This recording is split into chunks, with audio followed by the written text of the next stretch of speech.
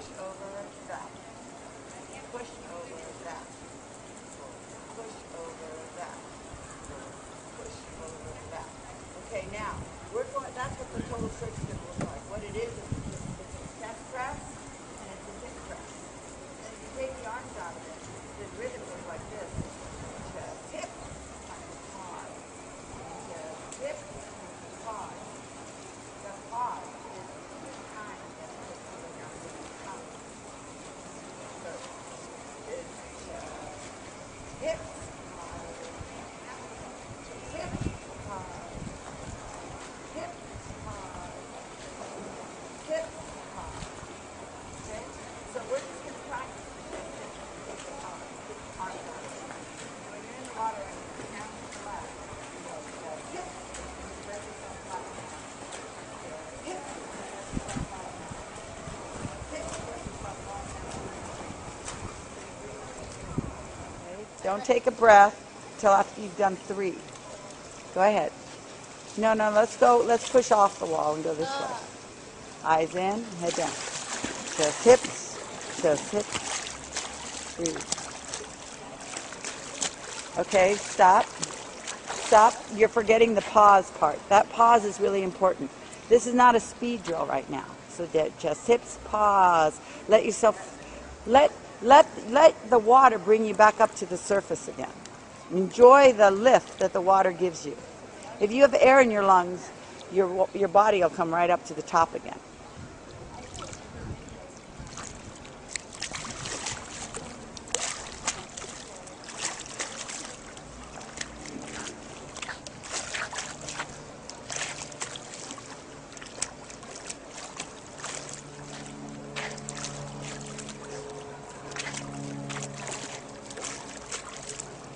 One, 2, 3, 4, 5, 6, 7, 8, 9. Breathe. 1, 2, 3, 4, 5, 6, 7, 8, 9. Breathe. 1, 2, 3, 4, 5, 6, 7, 8, 9. Breathe. This is arms leading. 1, 2, 3, 4, 5, 6, 7, 8, 9. Breathe.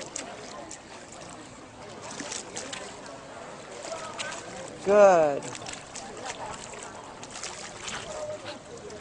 1, 2, 3, 4, 5, 6, 7, 8, 9 over. 1, 2, 3, 4, 5, 6, 7, 8, 9 over. 1, 2, 3, 4, 5, 6, 7, 8, 9 over. 1, 2, 3, 5, 6, 7, 8, 9 over. 1. Good. Now what we want to do is, we've only been talking about basically about one kick motion, which is where your butt comes up because your chest is pressing.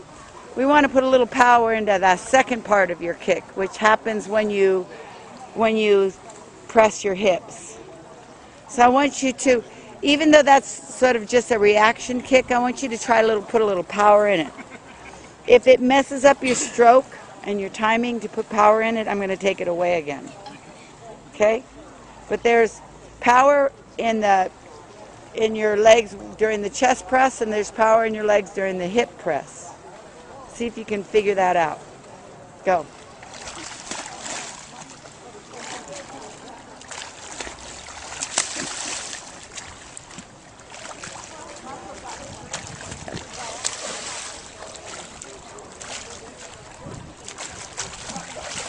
Thing about breathing every 3 is that it doesn't wear you out too much, so you can go a longer distance doing the whole stroke.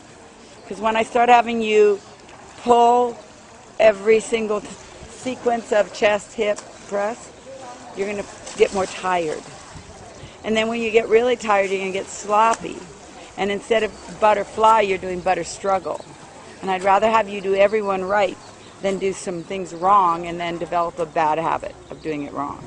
From it again, and do the chest press and the hip press, and I want you to, without bending your knees, I want you to put a little more power into the thrust of the legs, okay?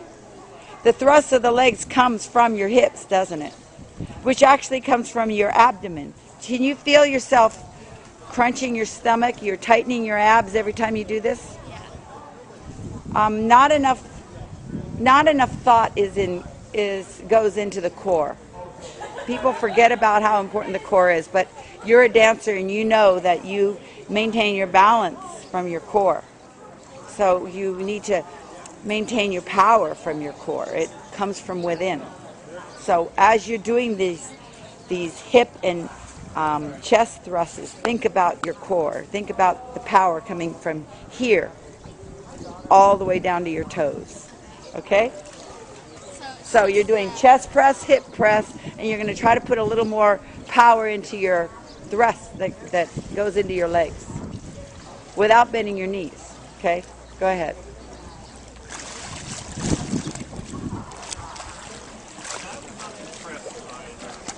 Try to press, press, press, press, press.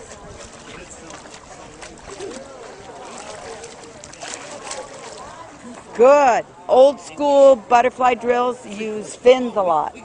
We've discovered that it's better not to use fins too soon because then the swimmer starts emphasizing the legs way too much rather than the whole body.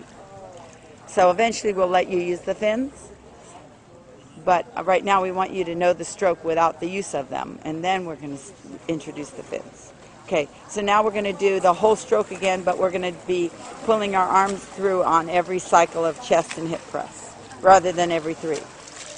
Hips over, chest, hips over, chest, hips over, chest, hips over, chest, hips. This is really interesting to me. When I'm in the water at your level, I can't really see every single flaw, believe it or not. And it always looks better to me when I'm in the water than when I get out of the water. When I get out of the water, I can notice more. I'm noticing your arms aren't going over the water at the same time. You have a lopsided recovery where one arm hits before the other one hits. And then you have a flutter kick in your stroke. And if you flutter kick like that when you swim in a meet, you're going to get disqualified. There is a drill where you're allowed to flutter kick, so we're going to go ahead and let you do that. When you're throwing your arms over the top, I'm going to let you flutter, flutter, flutter, flutter. Then you go chest, hips, and then when your arms go over the top, do flutter, flutter, flutter. Okay? We're going to go ahead and let you flutter, even though you understand that's not what you would do in a meet. It's just a drill. Hopefully that flutter kicking will help you get your arms over the top of the water evenly. Okay, go ahead.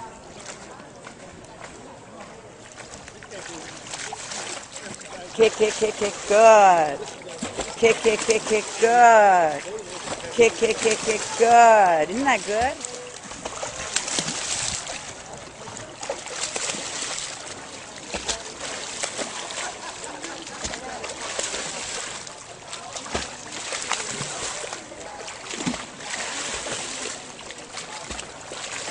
Okay. You have one time when your arms go over, you don't breathe, and one time when your arms go over, you do breathe. So put your arms up in the air, just standing up straight. Good. So when you press, that's 1. When you pull under your body, that's 2. When your arms go over, that's 3. When you press again, that'll be 4. When you go under your body, that's 5. When your arms go over, that's 6. Okay? So I want you to breathe on 4 or 5. On count 4 or 5. So let's do that again. Arms up in the air. So that you go 1, 2, 3, 4, 5, 6, over. So you breathe on count 4 and 5. It sort of takes 2 counts to get your breath finished. So as you're throwing your arms out on 4, you start the process of getting your head out of the water to breathe. When you get really strong, you don't have to lean your chin forward to breathe. You can breathe just looking down. You saw me do a little of that yesterday. I can do that for a short distance. I'm strong enough for a short distance. I'm not in shape, swimming-wise, to do that for a long distance. It's okay to, while you're building strength, to just jut your chin forward. When you get strong enough, you just look down. When you watch YouTube, you'll see Michael Phelps looking down. So breathe on 4, 5. 1, 2, 3, 4, 5. 1, 2, 3, 4, 5. 1, 2, 3, 4, 5. 1, 2, 3, 4, 5. Good. Stop.